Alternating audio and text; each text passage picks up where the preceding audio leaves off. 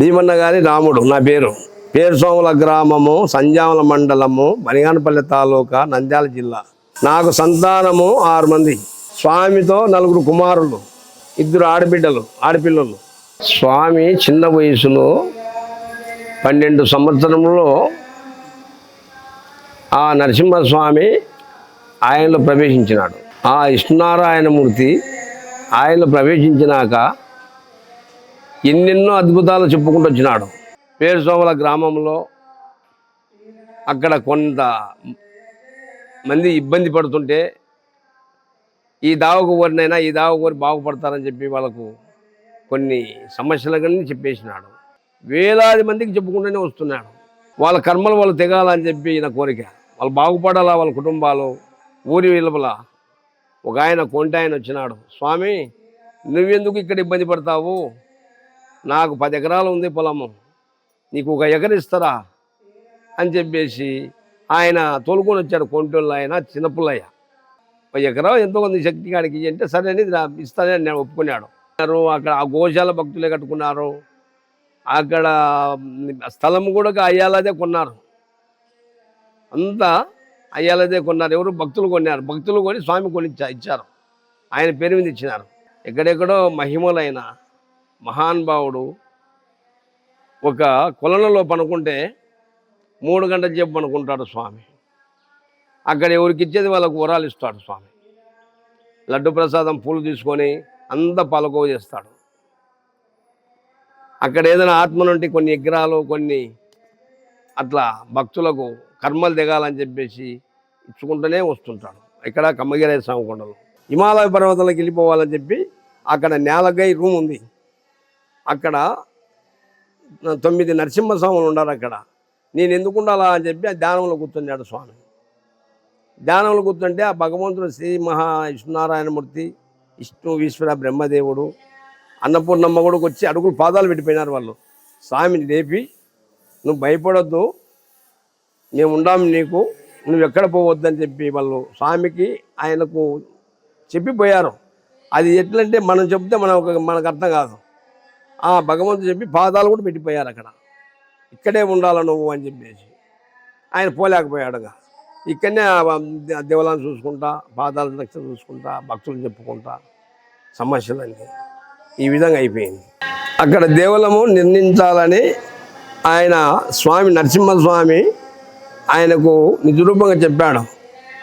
నాకు అక్కడ దేవాలయం నిర్మించురా, 10 అడుగుల నరసింహస్వామి శేషపాను మీద పనుకునేట్టుగా నాకు అలా నిర్మించు అని ఆయనకు స్వామికి తటస్థు చెప్పాడు. అక్కడ మహబూబ్నగరం లక్ష్మీకాంత్ రెడ్డి, రవి అక్కడ ఒక 3.5 ఎకరా ఆయన, పాణ్యం శివరామిరెడ్డి, మేము ఆ ముక్కబడి ఇది 3.5 కొనిస్తాం, ఈ గోశాల మేము కట్టిస్తాం, ఈ పొలం కూడా మేము ఇంకొక ఆయన భక్తుడు మేమే కొనిస్తాం అని ఆ భక్తులు కొనిచ్చినారు. ఒకనొకప్పుడు ఏం చేసినారు, కర్ణాటక నుండి రాయచూరు నుండి భక్తులు వచ్చారు. వాళ్ళకు 13 ఏళ్ళు 14 ఏళ్ళు సంతానం లేదు. పెద్ద కోట్లేశ్వరులు, 20 మిల్లులు 30 మిల్లులు ఉన్నాయి వాళ్ళ దగ్గర అని చెప్పి స్వామి దగ్గరికి వస్తే స్వామి వరం ఇచ్చాడు. నేను ఇచ్చిన పొర సంతానం అన్నాడు. అదే ముట్టు నిలవనేది అమ్మకు. బంగారు లాంటి మా అబ్బాయి పుట్టాడు స్వామి చెప్పినట్టు. వాళ్ళు వచ్చారు, స్వామితో మాట్లాడినారు.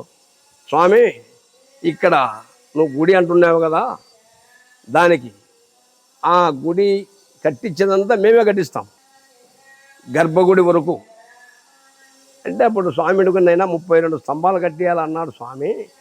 స్తంభము 32 స్తంభాలకు భక్తులు ఎవరైనా సరే ఒకరొకరు అక్కడే రాయచూరుకు రెడీ అయినారు.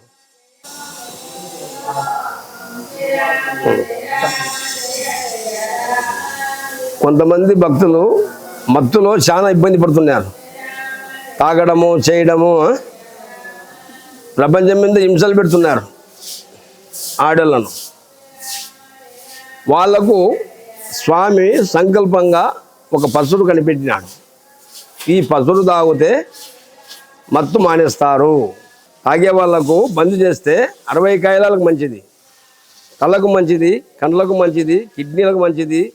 ఎవరన్నా లోపల మందు పెట్టింటారు, ఆ మందు కూడా దూసిపోతుంది. కాలాలు కూడా ఎట్టొచ్చినాయి అనుకున్నావు? ఇప్పుడు నువ్వు మందు తాగితే పుట్టినలోకి తెంకొని పోతున్నారు ఆడళ్ళు, విడాకులు ఇస్తున్నారు. దేశంలో పంచాయతీలు, గ్రామంలో పంచాయతీలు, నేను కాపురాలు కొట్టి ఇంకొక పెళ్లి చేసుకుంటున్నారు. అలా చేయకనైనా ఆ మత్తు జోలికి పోవకరి. చాలా మంది చాలా మారిపోయినారు. శుక్రవారము శనివారము స్వామి పూజల కార్యక్రమంలో ఉంటాడు. శుక్రవారము శనివారము అప్పుల బాధలు ఉన్న అప్పుల బాధలు, సంతానం లేని వాళ్ళ సంతానము, భూమి సమస్య, ఉద్యోగాలు లేవు స్వామి, మేము చాలా ఇబ్బంది పడుతున్నామని చెప్పి ఉద్యోగ సమస్యలు, చదువు లేని వాళ్ళకు చదువు, ఇట్లా వాటి బోర్లు లేని వాళ్ళకి, నీళ్లు లేని వాళ్ళకు బోర్ల పాయింట్లు. ఈ కలియుగంలో ఏం జరుగుతాయో అన్నీ ఆయన చెప్పుకుంటూనే వస్తుంటాడు. దానికి ఏదైనా సమస్య ఉంటే ఇరువులు ఇస్తాడు. ఈ దావకు వనరా అని ఇరువుడు ఇస్తాడు. భూత పేత పిశాసులు, దయాలు, భూతాలు ఒక అంతరమో తంత్రం వేస్తే కనుక నయమవుతాయి, బాగవుతాయి. అంత దేశాలు వస్తుంటారు. అంత ఆరోగ్యం బాగా నీళ్ళు, మంచి చెడ్డ.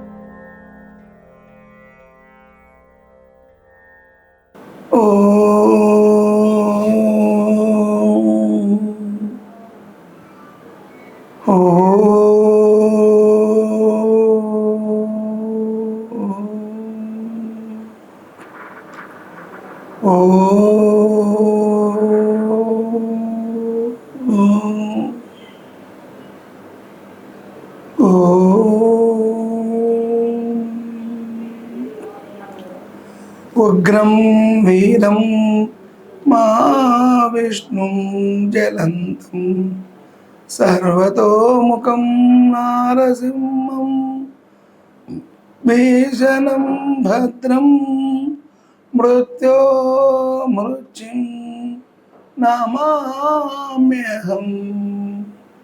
ఓ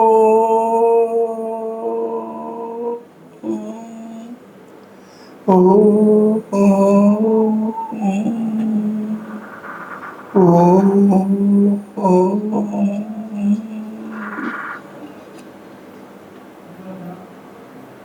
జై శ్రీమన్నారాయణ. భక్తులకంతా హృదయపూర్వ నమస్కారం తెలియపరుస్తూ, నేను ఈరోజు విష్ణుకంఠి క్షేత్రంలో కంబగిరి నరసింహస్వామిగా ఉపాసకునిగా నేను ఇక్కడ ఈ క్షేత్రంలో ఉండడం జరిగింది. ఇక్కడ చాలా గొప్ప విశేషమైన క్షేత్రము ఇది. పేర్సోములకు సమీపంగా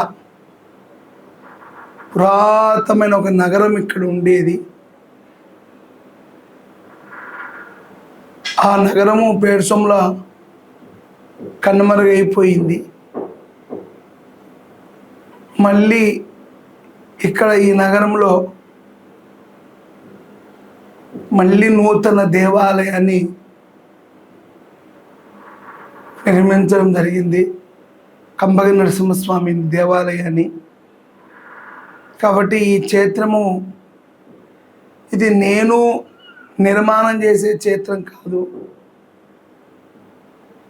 ఇది ప్రకృతిలో ఒక స్వరూపమే ఈ క్షేత్రం ఒక విశేషత. గతంలో నేను చిన్ననాటి నుంచి నాకు చదువు ఏమి రాదు. నేను చిన్నప్పటి నుండి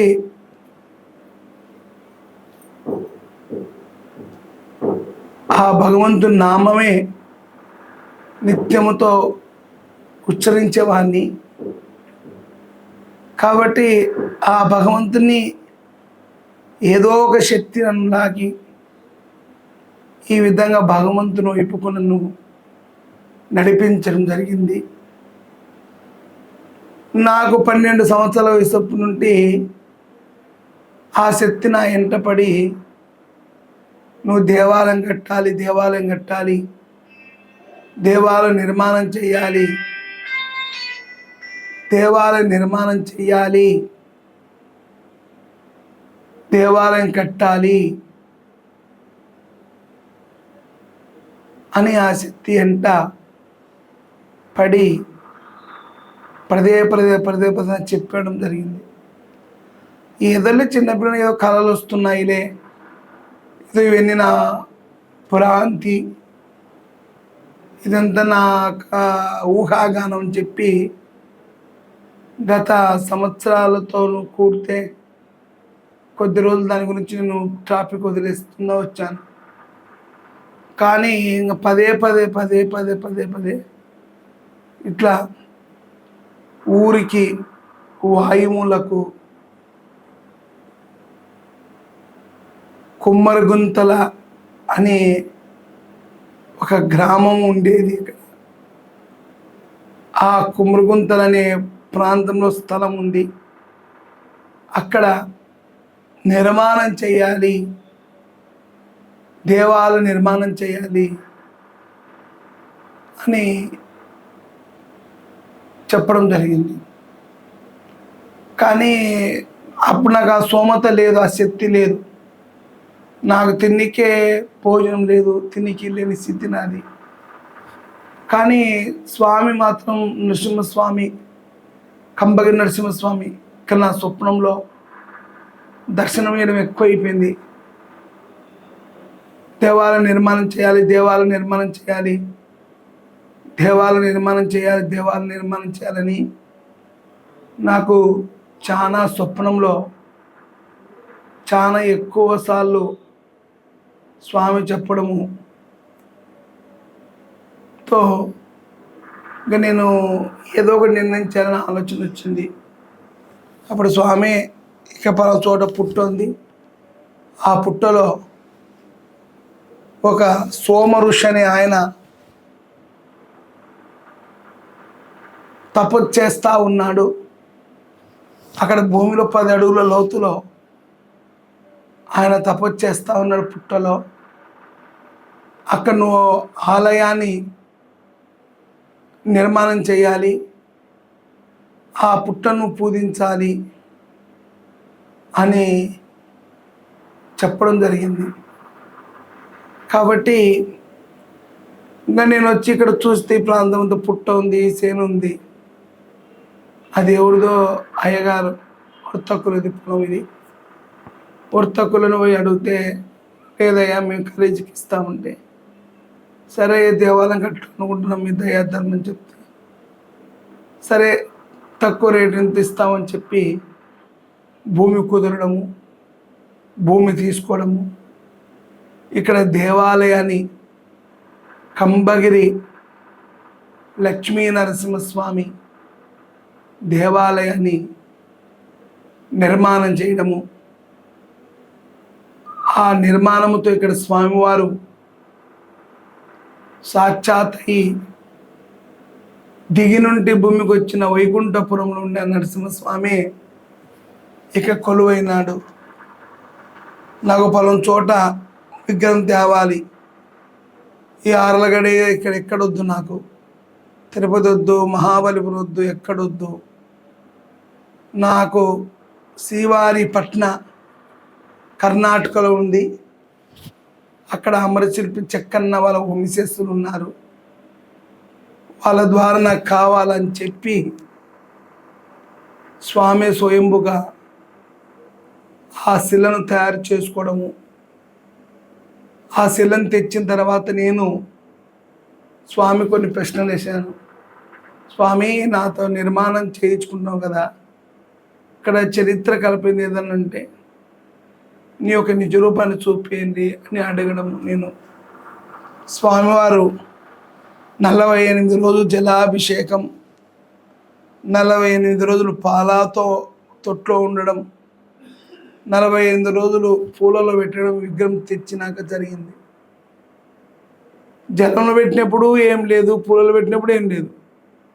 చీర చీర అంటే పాల కడవలి, అంటే ఒక తొట్టికి నింపి పాలు పోసి ఆ పాలలో విగ్రహం పెట్టడం జరిగింది. రోజు ఆ పాలలో పెట్టిన ఆ విగ్రహము పొద్దున పాలు పోసినామనుకో, సాయంత్రానికంతా ఆ విగ్రహం ఒక బెండులాగా తయారైపోయి పైకి తేలుతా వచ్చేది. అట్లా 48 రోజులు చేస్తే 48 రోజులు మాకు అదే అనుభూతం కనపడుతుంది అందరికీ. పొద్దున పాలు వస్తే సాయంత్రం తేలుతాడు, మళ్ళీ మరుసటి పొద్దున పాలు తీసి మళ్ళీ కొత్త పాలు వచ్చే మళ్ళీ సాయంత్రం మళ్ళీ పాలకి తేలుతాడు. విగ్రహం తేలుతా ఉంది. మళ్ళీ ఏంది ఇది సమస్య అని చెప్పి భగవంతుడు అడిగితే, నా నీలా స్వరూపమయ్యేది కాబట్టి నేను ఇక్కడ నన్ను అడిగినావు కదా, విగ్రహంలో గుడి కడతానే, గుడిలో విగ్రహం రాతి విగ్రహం పెడతానే దేవుడు ఉంటాడా అని నన్ను ప్రశ్న వేసినావు కదా నాన్న. మళ్ళీ నేను ఉన్నానా లేదా నీకు ఏదో ఒక నిజరూపం చూపాలి కదా. ఇదే నా నిజరూపం చూడు, నువ్వు పోసిన పాలు పాలగా ఉన్నాయి, పాలల్లో నేను ఒక బెండులాగా ఎట్టున్నాను చూడంతట్టు నాకు నిజరూపం చూపడం. నా ఒక్కనే కాదు, మొత్తం ఇక్కడ ఉండే భక్తులకంతా మొత్తము చూపించినాడు, అందరం చూసినాం. కానీ ఒక టీవీ వాళ్ళకు, తర్వాత పేపర్ వాళ్ళకు, విలేకరులకు ఇస్తామని అనుకున్నాం. అప్పుడు స్వామి అన్నాడు, నాయన ఆ టీవీ వాళ్ళకు, పేపర్లకు ఇదంతా ఇస్తే జనాలంతా వచ్చి చూసి అందరు నన్ను పొడసడము, ఇది విగ్రహమా కాదా, ఇది ఏందని చెప్పి అందరూ వచ్చి నన్ను పరిచయానికి వస్తారు. నేను ఇంత జీవంగా ఉన్నాను కదా, అందరూ చూస్తే నన్ను ఏం చేస్తారు, వాళ్ళు ఒకవేళ చూసిపోతే ఏంలే, చూడండి వాళ్ళ నమ్మకం లేదు, నన్ను ముట్టుకోవడము, తాకడము, నన్ను పొడచడం అంటే చేస్తారు, రాయా కాదని చూస్తారు. కాబట్టి జనసంచారానికి వద్దు నాయన, నీవు నీ భక్తులు ఇక్కడ ఉండే వాళ్ళందరూ చూడండి, మీరు ఎవరైనా కానీ చూడండి అని చెప్తే అప్పుడు ఇంకా భక్తులము 50-200 మంది దాకా అందరం చూసి దర్శనం చేసుకోవడము. స్వామిని కొద్ది రోజుల తర్వాత ప్రతిష్ట చేయడము. ఆ ప్రతిష్ట మూర్తే స్వయంభుగా మనకు స్వామి ఇక్కడ కంబగిరి నరసింహస్వామి సాక్షాత్తుగా దర్శనీయడం జరిగింది. కాబట్టి మళ్ళీ ఈ క్షేత్రం పేరు ఏం పేరు పెట్టాలంటే విష్ణుగంటి క్షేత్రము. ఇది నువ్వు కన్నది కాదు, విష్ణువే నేను కన్నె, నేను కంటి నిర్మాణం చేసుకున్నా, విష్ణుగానే నిర్మాణం చేసుకున్నా. కాబట్టి విష్ణు కంటి అంటే నేను కంటి, నేను కంటి అంటే ఏంది, చూచి తిని ఈ స్థలాన్ని చూచి నేను కోరుకుంటుంది. కాబట్టి విష్ణుగంటి క్షేత్రము అనే క్షేత్రానికి నామకరణం చేసి నన్ను స్థాపన చేయవయ్యా అని చెప్పి స్వామివారి ఆదర్శంతో ఈ కంబగిరి నరసింహస్వామి యొక్క దేవాలయ నిర్మాణం చేస్తూ 365-66 రోజులు నిత్యం అన్నదానము. పొద్దున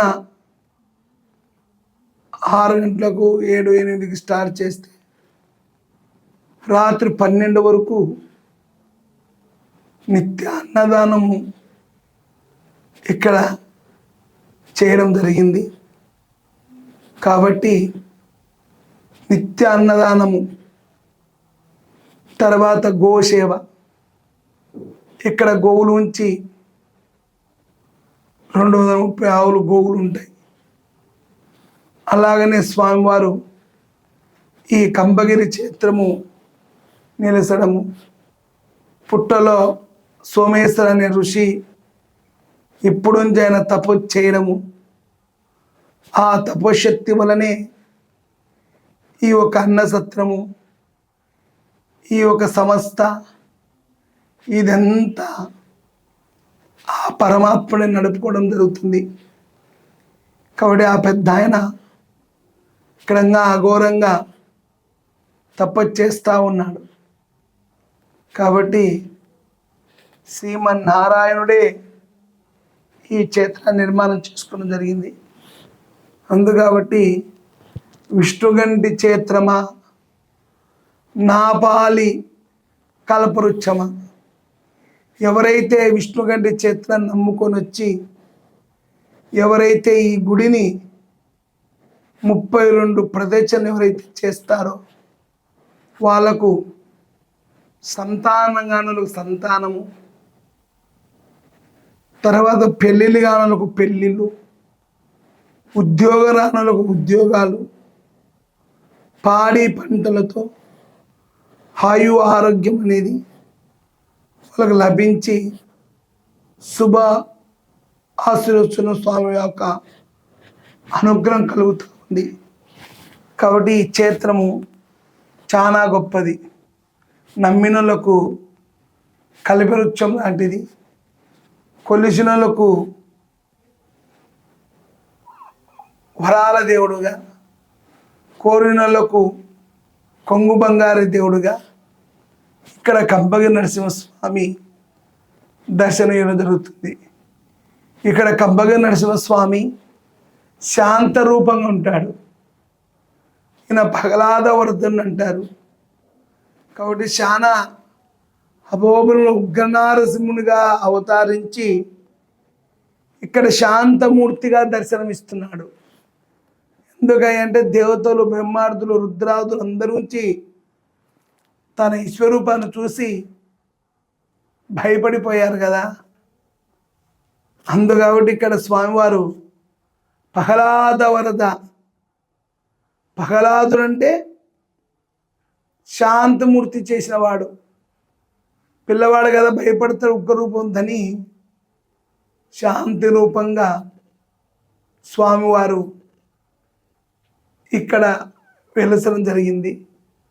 అందుకే ఇక్కడ పేరు కంబగిరి లక్ష్మీనరసింహస్వామిగా, భక్తులకు ఆరాధ దైవంగా ఈ పేరు సోముల గ్రామము సమీపంలో విష్ణుగంటి క్షేత్రంలో స్వామి దర్శనం చేయడం జరిగింది.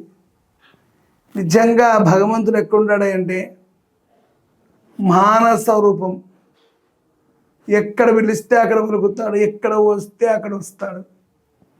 నిజంగా ఆయన పట్టుకొని ఎవరి తరం కాదు, చిక్కినట్టు చిక్కుతాడు, పారిపోతాడు.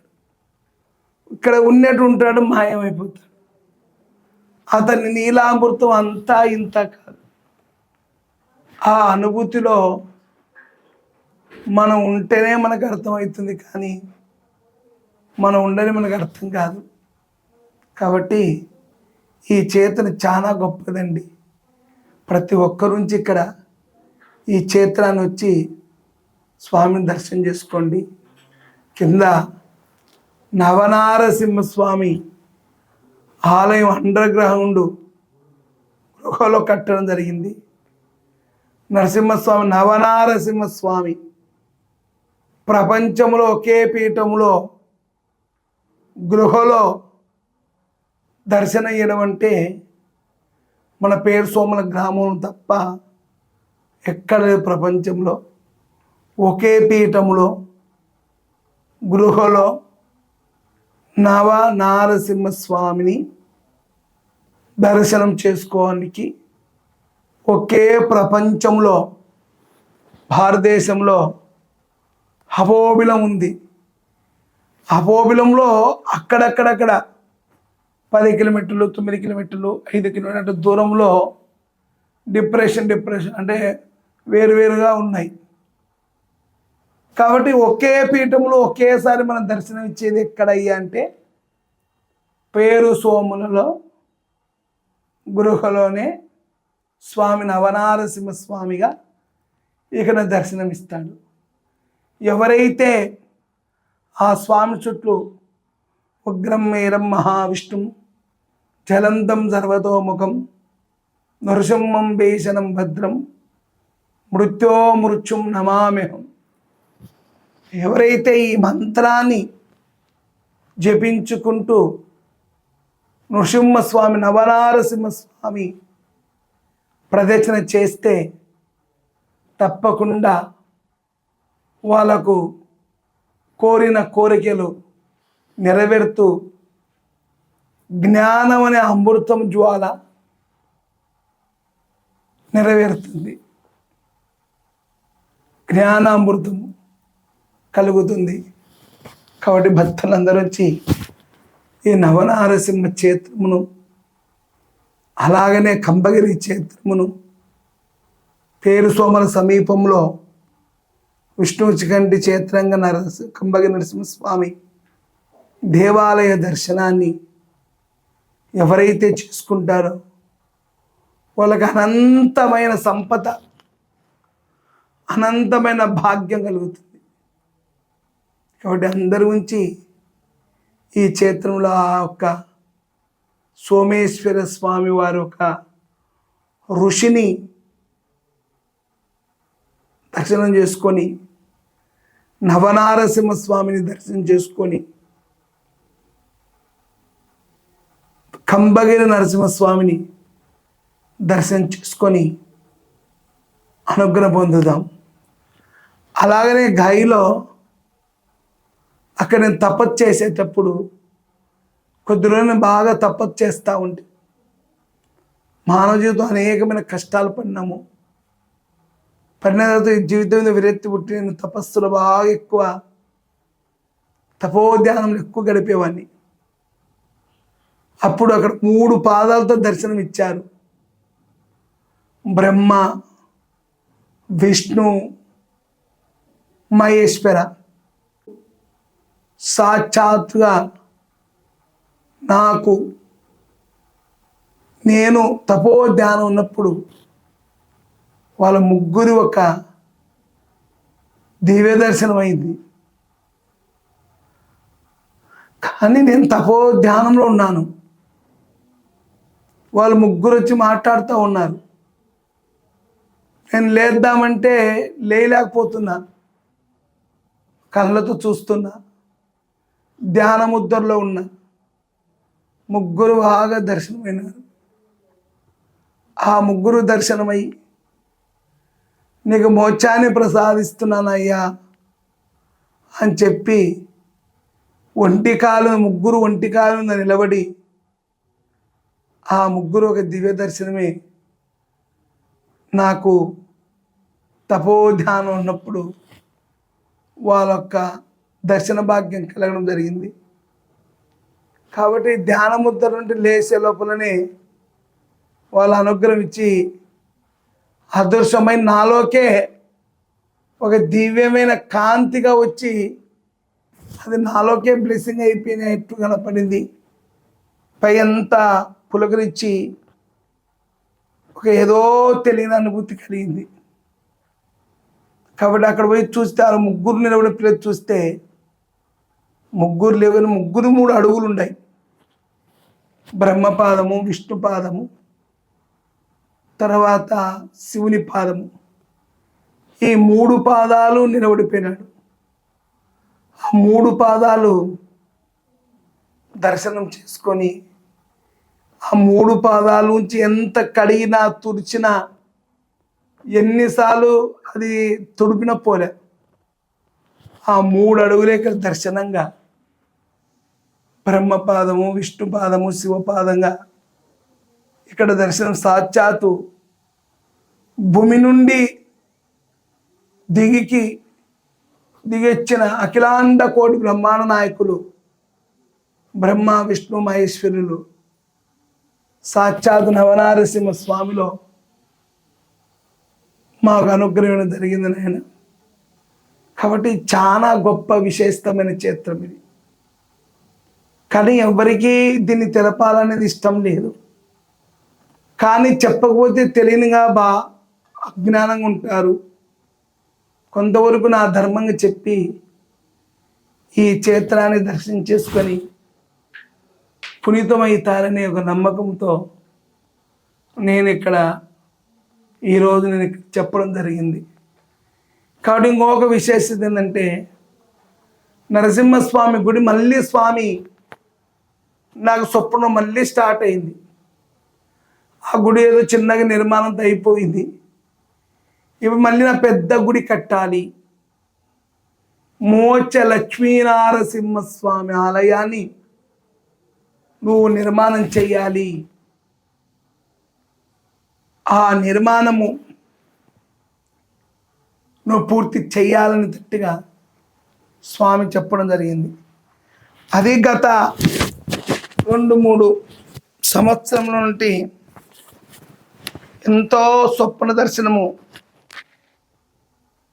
ఇవ్వడం జరిగింది. కానీ నేను దాన్ని పట్టించుకోలేదు. కానీ అలాగనే ఎక్కువైతుంటే స్వామివారు ఉగ్రం మేరం మహావిష్ణు జలంతం సర్వదోముఖం నృసింహం వేసనం భద్రం మృత్యుం నమామ్యహం అనే ఈ మంత్రము 32 అక్షరాలతో కూడి ఉండిన మంత్రం ఇది.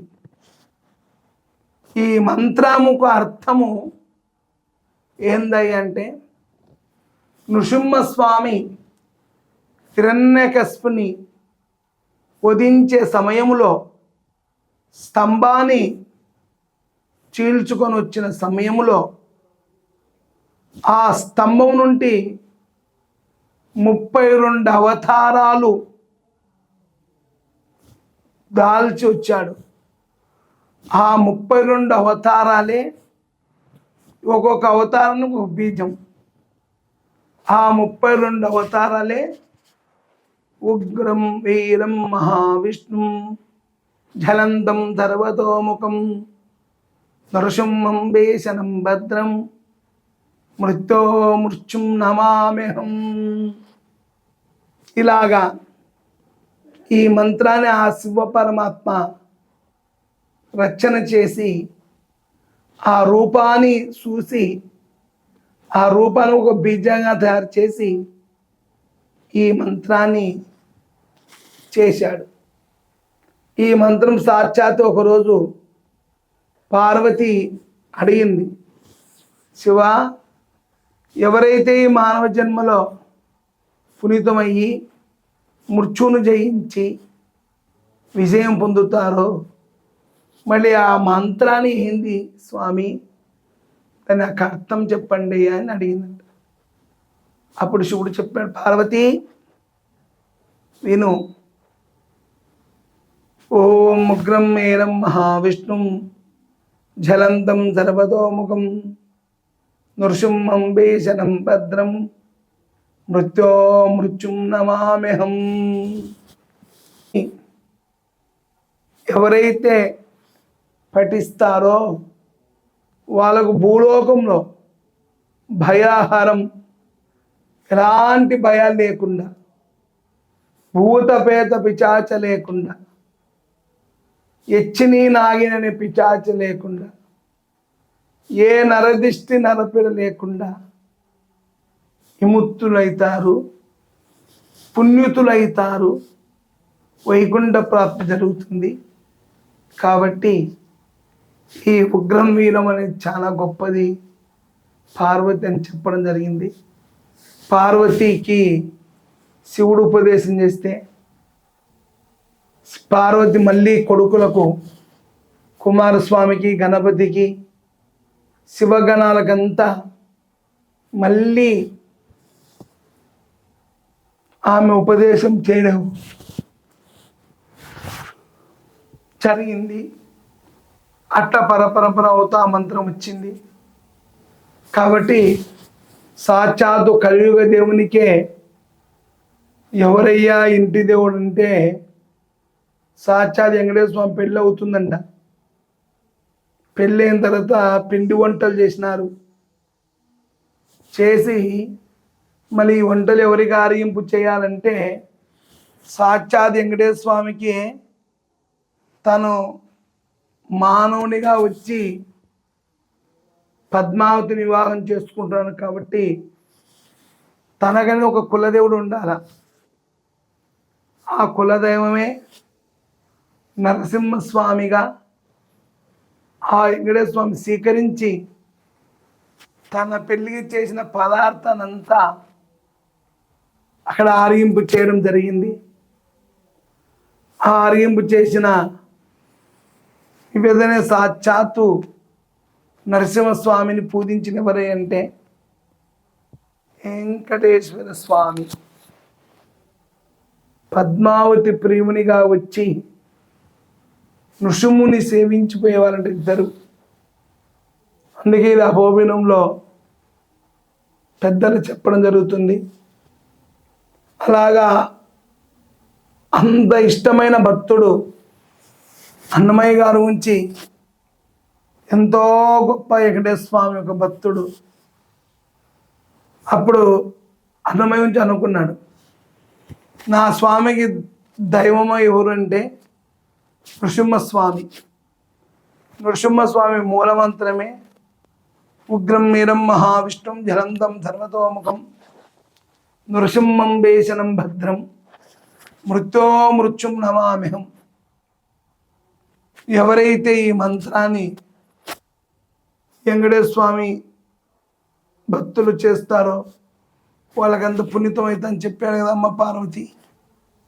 అప్పుడు అన్నమయ్య అనుకున్నాడు, ఇంతమంది భక్తులు ఆయన సేవిస్తున్నారు కాబట్టి వాళ్ళ ఇంటి కులదేవునికి స్వామివారు ఏదో ఒక సమర్పణ చేయాలా, నా స్వామితో చేయించాలని చెప్పి వెంకటేశ్వర స్వామికి కోసం అన్నమయ్య గారు 32,000 కీర్తనలు రాసి ఆ వెంకటేశ్వర స్వామికి అర్పణ చేసినాడు. 32 అంటే ఉగ్రమీరం అనే మంత్రం 32 అక్షరాలు ఉంది కదా, ఒక్కొక్క అక్షరానికి ఒక ఎయ్యి, ఒక్కొక్క అక్షరానికి ఒక ఎయ్యి, అట్లా 32,000 కీర్తనలు రాసి ఆ వెంకటనాథునికి అప్పచెప్పి, దాచుకోవయ్యా, నీ పాదాల దగ్గర దాచుకొని నీ కులదైవానికి చూపివయ్యా, నేటికి నా జన్మ రహితమైపోయింది అని చెప్పి ఆ 32,000 కీర్తనలు ఆయనకు అర్పణ చేసి అప్పుడు అన్నమయ్య గారు పునీతమైపోయినాడు. అంత గొప్ప విశేషతనే ఆ 32 అక్షరాల మంత్రం. ఇప్పుడు అదే 32 అక్షరాలతో మనం నూతన దేవాలయాన్ని నిర్మాణం చేయడం జరిగింది.